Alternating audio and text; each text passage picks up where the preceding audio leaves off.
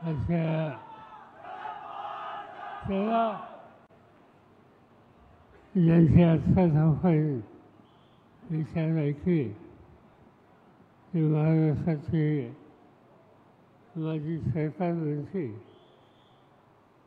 आणि कराडचे आमदार बाळासाहेब पाटील या ठिकाणी उपस्थित असलेले माझे जुने सहकारी माझे आमदार डॉक्टर चंद्रकांत भोकर, माझे आमदार रवींद्र कदम, राष्ट्रवादी काँग्रेस पक्षाचे उपाध्यक्ष कुमार शेटे, ज्यांचे विचार आपण या ठिकाणी ऐकले ते महाराष्ट्राचे ज्येष्ठ पत्रकार मधुकर भावे, ज्यांनी हा सगळा सोहळा आयोजित करायला कष्ट घेतले आणि नव्या पिढीला एक नवीन दिशा दाखवण्याची काळजी घेतात. प्रशांत यादव, पक्ष निरीक्षक गोविंदराव कानावदे, नागरी सरकारी पतसंस्थेचे संस्थापक अध्यक्ष सुभाषराव चव्हाण, पतसंस्थेच्या संचालिका सुस्मिताताई चव्हाण, महिला नेत्या नलिनीताई भुवळ, प्रदेश उपाध्यक्ष सुजाता चांगले, राष्ट्रवादी काँग्रेस पक्षाच्या डॉक्टर सेलचे प्रमुख डॉक्टर जगताप, जिल्हा परिषदेचे माजी अध्यक्ष राजाभाऊ निर्मळे, संघटनेचे प्रांतिक सचिव बशीर मुर्तजा, शिवसेनेचे विधानसभा क्षेत्राचे प्रमुख बाळासाहेब कदम, महाविकास आघाडीतील काँग्रेस पक्ष, शिवसेना, राष्ट्रवादी काँग्रेस पक्ष या सगळ्या पक्षांचे जिल्हा आणि तालुक्याचे पदाधिकारी आणि उपस्थित बंधू भगिनींनो, बऱ्याच दिवसातून आज तुम्हा सगळ्यांच्या समोर बोलायची संधी ही मला स्वतःला मिळाली. चिखलीला आलो आणि मला काही लोकांची आठवण झाली. महाराष्ट्राच्या विधानसभेमध्ये मी पहिल्यांदा 1967 साली निवडून गेलो आणि त्या दिवसापासून आजपर्यंत 55 वर्ष विधानसभा असेल, लोकसभा असेल, राज्यसभा असेल, कुठे ना कुठेही सातत्याने मी काम करतो आणि त्या काळात अनेकांचे माझे जिव्हाळ्याचे संबंध आले. त्याच्या ज्येष्ठ लोकांची आठवण मला करायची म्हणल्यावर आणि कोकण आणि विशेषतः चिपळूण याची आठवण मला झाल्याच्या नंतर एक नाव माझ्यापुढं पहिल्यांदा येतं आणि त्यांचं नाव बाळासाहेब सावंत, के सावंत. आणि आम्ही लोकांनी एकत्र काम केलं.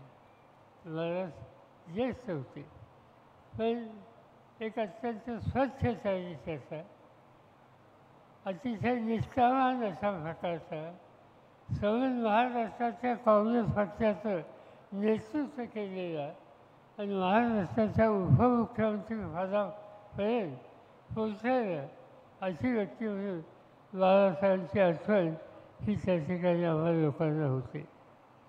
अनेक आमचे मित्र इथे होते. आज इथे येण्याच्या आधी मी नाना जोशींच्या घरी जाऊन आलो. नाना आमचे जुने सहकारी होते. सागर कोकणाच्या सगळ्यांनी घराघरामध्ये पोचलेलं एक वृत्तपत्र होतं आणि एक प्रकारचं स्वच्छ आणि स्पष्ट लिखाण हे त्याचं वैशिष्ट्य होतं. आणि त्यामुळे नानांची आठवण होणं साहजिकच आहे. आणखी एक माझे सहकारी होते, कष्ट करणारा साधा कार्यकर्ता होता, आणि त्याचं नाव लाल माते.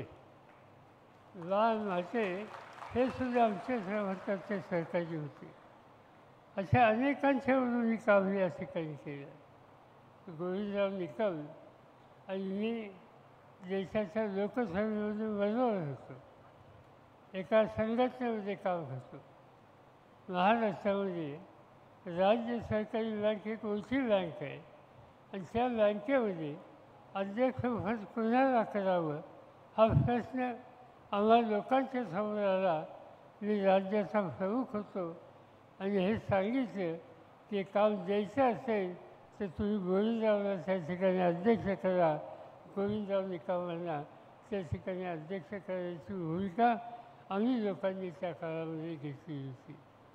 या अनेकांची साथ मला स्वतःला मिळाली आणि म्हणजे सगळी जीवाभावाची माणसं, लोकांच्या हिताची जपणूक करण्याची भूमिका घेणारी माणसं. आज त्याचे लोक नाही आहेत, पण त्यांचा आदर्श तुम्हा सगळ्यांच्या समोर आणि आम्हा लोकांच्या समोर आहे. आणि मला आनंद आहे की ते ज्या पद्धतीने काम करत होते त्याच पद्धतीने काम करण्याच्यासाठी आज या ठिकाणी एक नवीन कर्तृत्वान आणि दृष्टी असलेला नेता तयार होतो आहे की ज्याचं नाव प्रशांत यादव हे या ठिकाणी मी केलं तर त्यामध्ये काही चुकीचं होणार आहे. आणि म्हणून आम्हा लोकांची माझा हा प्रयत्न असतो की नवीन नवीन लोक तयार करायचे, त्यांना संधी द्यायची, त्यांच्यामार्फत महाराष्ट्राचा चेहरा बदलेल कसा याची काळजी घ्यायची. अनेक लोक साथ देतात, काही लोक निघून जातात, त्याची काही चिंता करायची नसते. आता येताना मी इथं भूगोल वाचता माझ्यामध्येचा होता आणि माझ्या नावाने होता. त्याच्यात होतं लिहिलं माझा फोटो आणि मला दाखवलं आणि मी येतो आहे असं लिहिलं होतं. 2 दिवसापूर्वी इथं सभा झाली आणि सभेमध्ये एकाने सांगितलं तर येतो आहे अजून. माझी त्याला विनंती आहे की मी येतो आहे म्हणजे आलो आणि आता इथून रायगडला जाणार आहे.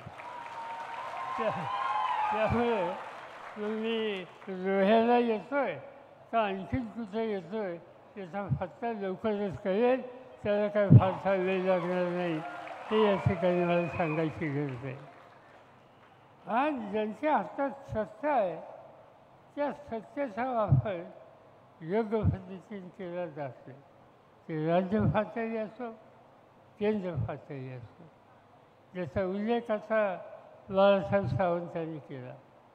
सिंधुदुर्ग जिल्ह्यामध्ये छत्रपतींचा पुतळा उभा केला आणि तो फाडला. आम्ही चौकशी केली. सरकारच्या वतीनं आम्हाला सांगण्यात आलं. मी नेव्हीला विचारलं. नेव्ही एकेकाळी देशाचा संरक्षण मंत्री म्हणून मी काम केलं आणि त्यामुळे नेव्हीसुद्धा माझ्या हाताखाली एकेकाळी होती. त्याच्या वरिष्ठांच्या वरिष्ठ अधिकाऱ्यांना मी विचारलं हे कशामुळे झालं. ते त्यांनी राज्य सरकारला विचारलं. राज्य सरकारने सांगितलं की वारा जास्त आला आणि वाऱ्यामुळे पुतळा पाडला. तुम्ही मुंबईला जाता, शिवाजी पार्कला गेला असेल, शिवाजी महाराजांचा पुतळा तिथे. तुम्ही इंडिया गेटला गेला असेल, गेटवे ऑफ इंडियाच्या समोर शिवाजी महाराजांचा पुतळा आहे आणि हे पुतळे 80 वर्षाच्या पूर्वी उभे. समुद्राच्या जवळ आहे, भरपूर वारा आहे, त्या पुतळ्याला कधी धक्का बसला नाही आणि सिंधुदुर्गाचा पुतळा पडतो आणि वाऱ्यामुळे काय चालले हे स्वच्छ. त्याच्यामध्ये कसं आहे की पुतळ्याच्या उभारणीसाठी सुद्धा भ्रष्टाचार या ठिकाणी आहे. महाराजांचा पुतळा आणि तिथेसुद्धा पैसे खायला तुम्ही शोधत नाही. कसे लोक आहेत. महाराज आपल्या सैन्याला, आपल्या अधिकाऱ्यांना आदेश द्यायचे. त्यांनी आदेश दिला की तुम्ही खेड्यापाड्यात जात असाल तर शेतकऱ्याच्या शेताच्या पिकाच्या देणदार त्याच्या देशाला सुद्धा हातवू नका, त्याचं रक्षण करा. अशा सगळ्या जातीच्या लोकांना घेऊन जा. या सगळ्यांच्या हिताची जपणूक ही तुमची माझी जबाबदारी आहे. आणि हे खरं रयतेच राज्य, हा आदेश, हा सल्ला, ही भूमिका घेणारे शिवछत्रपती आणि आज त्यांचा पुतळा उजाळत असतो, उद्ध्वस्त होतो आणि एक प्रकारचं चित्र समजून देशामध्ये वाईट होतं. याचा अर्थ भ्रष्टाचार कुठल्या लेवलला पोचला. मी काल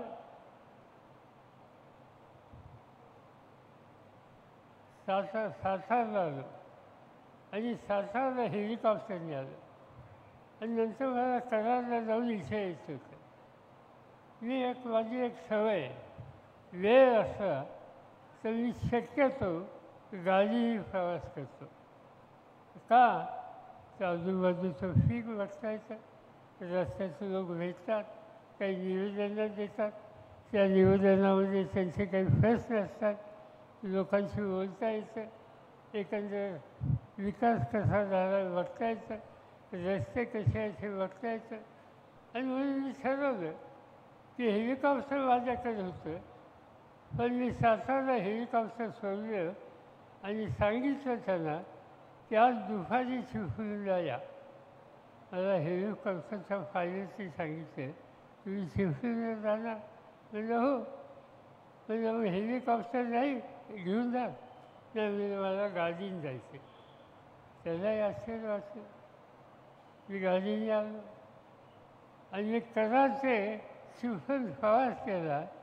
त्याचा शेवटचा जर भाग सोडला तर महाराष्ट्रामध्ये इतके खराब रस्ते कुठेही नाही आहेत. आज चिपळूणवरनं कुणी कराडला जात असेल, एखादा पेशंट कराडच्या हॉस्पिटलला न्यायचा असेल तर माझी खात्री आहे की या रस्त्याने गेल्याच्या नंतर तो पेशंट निम्मा या रस्त्यावर गेल्याशिवाय राहणार नाही. याचा अर्थ मी चौकशी केली, तिथल्या लोकांना विचारलं, काही अधिकाऱ्यांना विचारलं की हे रस्ते इतके खराब कसे. त्यांनी सांगितलं साहेब हे रस्ते 3दा दुरुस्त झाले आणि 3दा दुरुस्त झाल्याच्या नंतर आज असे. याचा अर्थ स्वच्छ आहे की सरकारने धोरणं आखली, पैसे पुरवले, पण ते पैसे ते योग्य कामाच्यासाठी पोचले. मला माहिती आहे 4 दिवसाच्या पूर्वी पुण्यामध्ये एक अपघात झाला. तुम्ही कदाचित बघितलं असेल. अपघात कसा झाला? पुणे महानगरपालिकेचा एक ट्रक पुण्याच्या रस्त्याने जात होता आणि जात असताना तो एका खड्ड्यात पडला. अख्खा ट्रक खड्ड्यात पडला आणि तो रस्ता अलीकडेच राज्य सरकारच्या धोरणात त्यांनी नवीन केलेला. रस्त्याने जाणारा ट्रक त्या रस्त्यात खड्ड्यात तयार होतो आणि त्या खड्ड्यात पडतो. याचा अर्थ काय? याचा अर्थ स्वच्छ आहे की या लोकांना कुठं आणि किती भ्रष्टाचार करावा त्याच्या मर्यादा राहिलेली नाही आणि याची किंमत शेवटी तुमच्यासारख्या नागरिकांना द्यावी लागते. माझ्यासारखी व्यक्ती गाडीने प्रवास करतो म्हणून माझ्यासारख्याला हे कळतं. इथून पुढं मुंबईला गेल्याच्या नंतर राज्याचे मुख्यमंत्री असोत, त्यांचे अधिकारी असोत, त्यांच्या नजरेवर ही गोष्ट आणल्याशिवाय राहणार नाही. आज हे तुमचे रस्ते खराब झालेले, याला काही अर्थ नाही. त्याच्या दुरुस्तीच्या उद्देशाचा निकाल हा घ्यावा लागला. अनेक प्रश्न आपल्या सगळ्यांच्या समोर आहे. सत्ता येते आणि जाते. सत्ता ज्याला मिळते त्यांनी संयम ठेवायचा असतो. सत्ता असेल त्यावर जमिनीवर पाय ठेवायचे असतात आणि सत्ता नसेल तर चिंता करायची नसते, काम करत राहायचं असतं. या जिल्ह्यात काय झालं माहिती आहे? हा जो जुना जिल्हा आहे, या जुन्या जिल्ह्यामध्ये एक मुख्यमंत्री होते. ते मुख्यमंत्री सिंधुदुर्गाचे होते आणि अलीकडे मी बघतो की मुख्यमंत्री, मी मुख्यमंत्री होतो, माझ्या घरात एक मुलगी आहे. आज देशाच्या पार्लमेंटमध्ये चांगलं काम करणारी व्यक्ती म्हणून तिचा लौकिक आहे. विनम्रपणा हा तिचं वैशिष्ट्य आहे. पण मी अलीकडे बघतो सिंधुदुर्ग जिल्ह्याने एक मुख्यमंत्री केला. माझ्याबरोबरही त्यांनी काम केलं, त्यांच्याबद्दलची मला काही म्हणायचं नाही. पण त्यांचे चिरंजीव ज्या पद्धतीनं बोलतात हल्ली, ज्या पद्धतीने टीका टिप्पणी करतात, मी महाराष्ट्राच्या इतिहासामध्ये कुठल्या मुख्यमंत्र्यांची पुढची पिढी या प्रकारची झालेली पाहिली नाही. आज त्या लोकांची भाषा ही कशा प्रकारची भाषा आहे? समाजामध्ये सगळ्या जातीचे धर्माचे लोक असतात. भारत हे राष्ट्र सगळ्या जातीचे भाषाच्या धर्माच्या लोकांचे. इथे हिंदू आहेत, इथं मुस्लिम आहेत, इथं शीख आहेत, इथं ख्रिश्चन आहेत. आणि तुमच्या राज्याच्या एका केंद्रीय मंत्र्याची मुलं मुस्लिम समाजाच्या संबंधी या पद्धतीची जाहीर भाषणे पुन्हा पुन्हा करतात आणि त्याला अमर घालायचं काम तुम्ही केलं जात नाही. या उलट टेलिव्हिजनवर त्यांनी बोलावं याची काळजी घेतली जाते. याचा अर्थ स्वच्छ आहे की सत्ता ही डोक्यामध्ये गेलेली आहे आणि ज्यावेळेस सत्ता डोक्यात जाते लोक कधीच एक होतात आणि त्यांना त्यांची सत्ताची ही दाखवण्याचं राहणार नाही. आज ही स्थिती या ठिकाणी. त्यांना दोष द्यावा का नाही मला कळत नाही. आणि त्याचं कारण 8 दिवसाच्या पूर्वी देशाचे प्रधानमंत्री काश्मीरला गेले, आणखीन त्या ठिकाणी प्रचाराला गेले. त्यांचा अधिकार आहे, मत मागायचा त्यांचा अधिकार आहे, त्यांची भूमिका मांडायचा अधिकार आहे. प्रधानमंत्री ही एक संस्था आहे, इन्स्टिट्यूशन आहे आणि तिचा सन्मान ठेवणं ही तुमची माझी सगळ्यांची जबाबदारी आहे आणि ती काळजी आम्ही लोक घेत असतो. पण प्रधानमंत्र्यांनी सुद्धा सामान्य लोकांची अन्य घटकांची प्रतीक्षा ठेवली पाहिजे.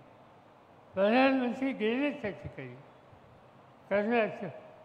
काश्मीरमध्ये एक विशिष्ट स्थिती आहे. काश्मीरच्या सीमेवर पाकिस्तानची सीमा आहे आणि त्यामुळे आपल्याला नेहमीच त्या भागामध्ये खबरदारी घ्यावी लागते. लोकांना एकत्र ठेवावं लागतं. प्रधानमंत्री त्या ठिकाणी गेले, निवडणूक होत्या. तिथं काँग्रेस पक्ष आणि फारुख अब्दुल्ला यांचा पक्ष दोन्ही एकत्र निवडणूक लढत होत आहेत. एकत्र निवडणूक लढवायला गेली. त्या ठिकाणी प्रधानमंत्र्यांनी जाऊन विकासाचं काम मांडलं असतं तर मी समजू शकलो असतं. एखादं धोरण चुकीचं असतं तर त्यासाठी टीका केली तर मी मान्य केलं असतं. प्रधानमंत्री गेले आणि सांगितलं की काँग्रेस पक्ष हा नक्षलवाद्यांचा पक्ष आहे, काँग्रेस पक्ष हा गुंडांचा पक्ष आहे, काँग्रेस पक्ष हा भ्रष्टाचाराचा पक्ष आहे. मोदी साहेबांना विनंती करणार आहे, उद्या पार्लमेंटला जाईल त्या विचार करणार आहे की या देशाच्या स्वातंत्र्यासाठी काँग्रेस पक्षाच्या नेतृत्वाने प्रचंड त्याग केला. त्या त्याग करणाऱ्यांच्या मालिकेमध्ये नेहरू परिवाराला विसरू शकत नाही. स्वातंत्र्य मिळाल्याच्या नंतर जवाहरलाल नेहरूंनी नवीन हिंदुस्थान उभं करण्याच्यासाठी जे योगदान दिलं हा या देशाच्या इतिहासाचा भाग आहे. जवाहरलाल नेहरू गेल्याच्या नंतर इंदिरा गांधीने दुनियामध्ये या देशाची प्रतिष्ठा जी वाढवली ती आम्ही कधी विसरू शकत नाही. एका महिलेनं दुनियेमध्ये या देशाची इज्जत वाढवली. मला आठवतं आहे मी एक दिवशी रशियामध्ये गेलो होतो आणि रशियामध्ये गेल्याच्या नंतर तिच्या एका अधिकाऱ्यांनी मला एक गोष्ट सांगितली इंदिरा गांधींच्याबद्दल. काय गोष्ट होती? इंदिरा गांधी प्रधानमंत्री होते. त्या गेल्या रशियाला. रशिया आपला मित्र पक्ष. पद्धत अशी असते की एका देशाचा प्रधानमंत्री दुसऱ्या देशात ज्यावेळेस जातो तर त्याच्या स्वागताला त्या देशाचा प्रधानमंत्री येतो. सोनिया इंदिरा गांधी उतरल्या मॉस्कोच्या विमानतळावर. त्यांना घ्यायला एक उपमंत्री आला. मंत्रीसुद्धा नाही, कॅबिनेट मंत्री नाही, प्रधानमंत्री नाहीच नाही.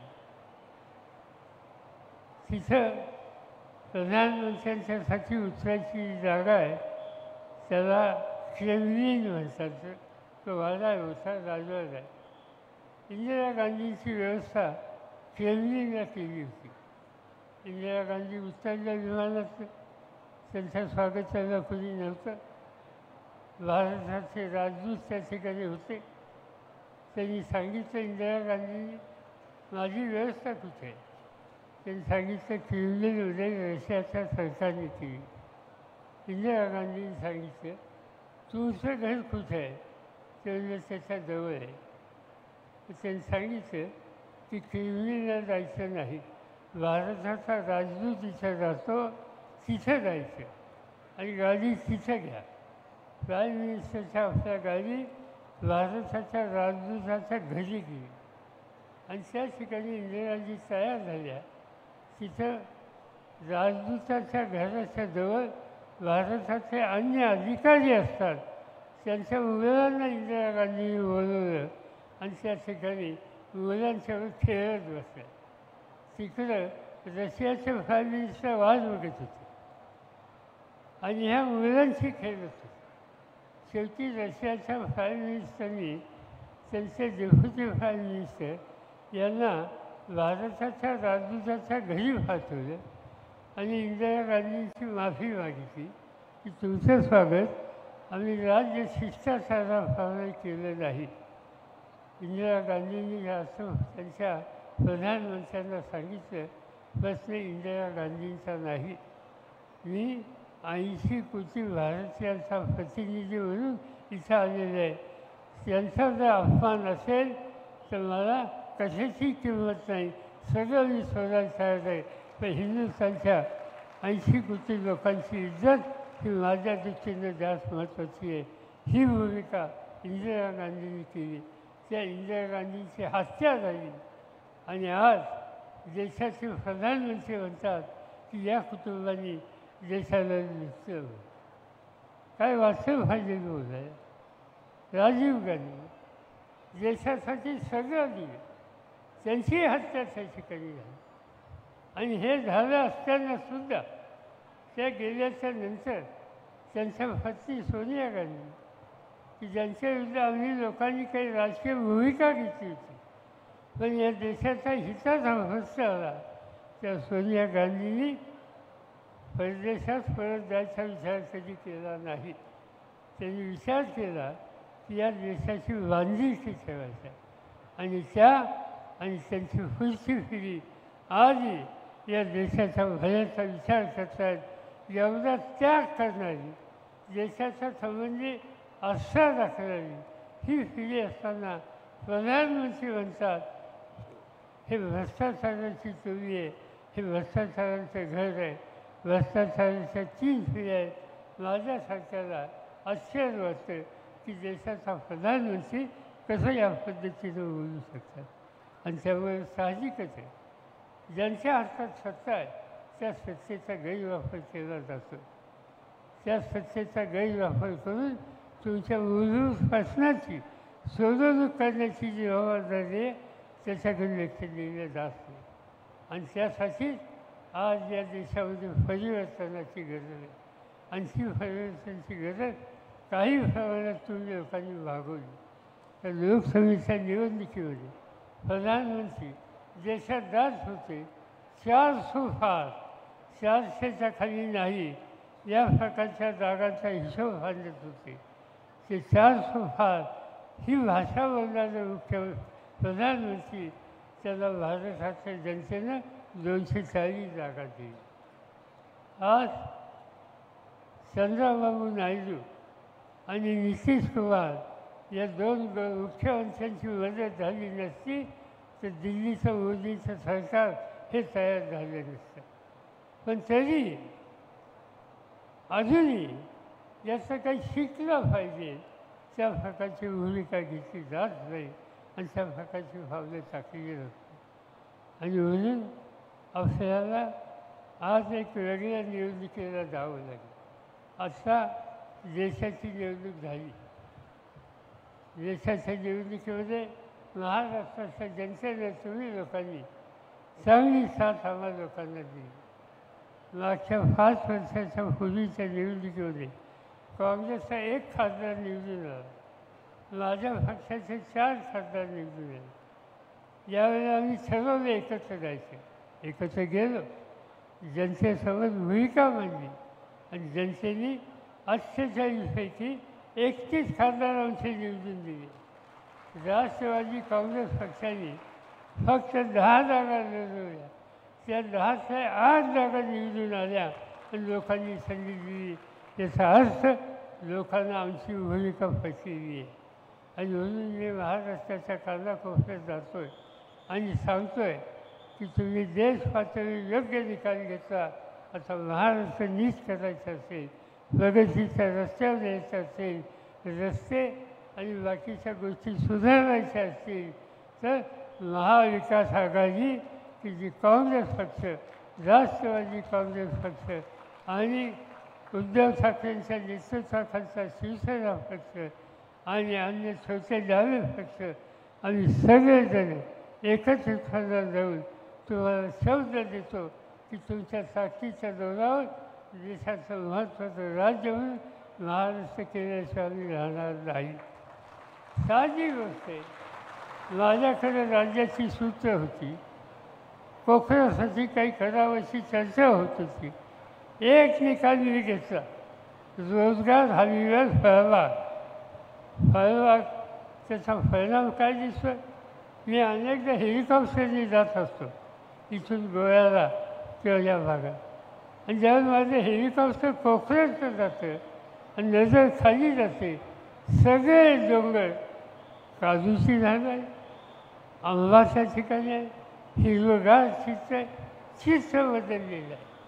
हे बदलू शकलं त्याचं कारण रोजगार हमीवर फळबागाची योजना ही त्या ठिकाणी राबवली. आज कोकणाचा चेहरा बदलायचा असेल तर फळबाग असो, मत्स्य व्यवसाय असो, प्रक्रिया करणारी कारखानदारी असो आणि त्याबरोबर अन्य छोटे मोठे उद्योग या संबंधीचा आधार असेल याच्यात अधिक लक्ष द्यायची गरज आहे. आणि त्यामुळं माझी खात्री आहे की कोकणाचा चेहरा बदलल्याशिवाय राहणार नाही. इथला माणूस हा कष्ट करणार आहे, तो दाखवत नाही, पण कष्टाच्या बाबतीत कधी तो माघार घेत नाही. आणि कष्ट करणारा माणूस जो आहे त्याला घामाची किंमत दिली तर तो आणखीन कष्ट करेल आणि महाराष्ट्राला मोठं करेल. आणि त्यासाठी हे कार्यक्रम घेण्याच्या उद्देशी आज आणखीन आवश्यकता आहे. आणखीन एक क्षेत्र आहे आणि ते म्हणजे पर्यटन. त्या पर्यटनामध्ये उत्तम सुविधा या ठिकाणी दिली तर या ठिकाणी आणखीन विकास हा झाल्याशिवाय राहणार नाही. आणि त्यासाठी आजचे राज्यकर्ते बदलले पाहिजेत आणि हेच काम उद्देशाला आपल्याला करायचं आहे. मला आनंद आहे की प्रशांत यादवांच्या सारखा एक तरुण कार्यकर्ता इथं काहीतरी बदल करतो. 40,000 50,000 लिटर दूध चिपळूण आजूबाजूला होतं, त्याच्यावर प्रक्रिया करणारी वैशिष्ट्यीसारखी कंपनी उभी होते. त्या कंपनीत तयार झालेला माल हा ठिकठिकाणी जातो आणि लोक आज कटाक्षाने या मालाच्याबद्दलचं एक चांगली भूमिका मांडतात. कोल्हापूरला तुम्ही गेलात, गोकुळसारखी योजना आहे, त्या खेड्यापाड्यातल्या लोकांचे संसार सुधारले. तुम्ही त्या ठिकाणी वारणा नगरला गेलात तर वारणासारखी योजना आज त्या ठिकाणी झाली, तिचं अर्थकारण बदलले. आज तसंच रत्नागिरी जिल्ह्याचं अर्थकारण बदलायला प्रशांत यादव जे काही कष्ट करत आहेत त्या कष्टाच्या पाठीशी तुमची माझी सगळ्यांची शक्ती ही उभी केली पाहिजे. हे काम विस्तारित झालं पाहिजे आणि आपल्या भागाचा चेहरा हा बदल कसा, हाताला काम कसं मिळेल हे बघितलं पाहिजे. आणि ते करण्याच्यासाठी आम्हा लोकांची पूर्ण ताकद त्यांच्या आणि तुमच्या मागे राहील हा शब्द जाहीरपणाने या ठिकाणी देतो आणि माझे 2 शब्द संपवतो. जय हिंद, जय महाराष्ट्र. महाराष्ट्राचा बुलंद आवाज. आज राष्ट्रवादी काँग्रेस पक्ष शरदचंद्र पवार पार्टीच्या जाहीर सभेच्या निमित्तानं आपल्या सर्वांचं असणारं लाडकं व्यक्तिमत्व माजी केंद्रीय कृषी मंत्री आणि राष्ट्रीय अध्यक्ष